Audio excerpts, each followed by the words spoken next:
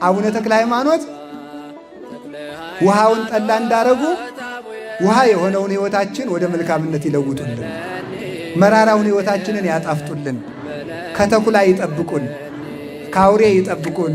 ሁላችሁንም የእሳቸውን ታሪክ አክብራችሁ እንደሰማችሁ በጎ ልመናችሁን ሁሉ ይስማችሁ።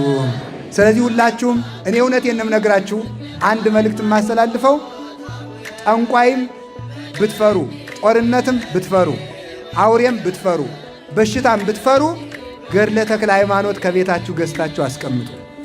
እሺ በሉ። ሁላችሁ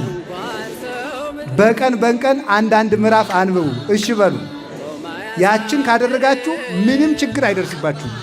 መንገድ ስትሄዱም የተክለ ሃይማኖትን ገድላቸውን በሻንጣ ይዛችሁ ሂዱ። ተክለ ሃይማኖት ጠባቂ ናቸው፣ እረኛ ናቸው። ይጠብቋችሁ፣ ይጠብቁን። ወስብሐት ለእግዚአብሔር።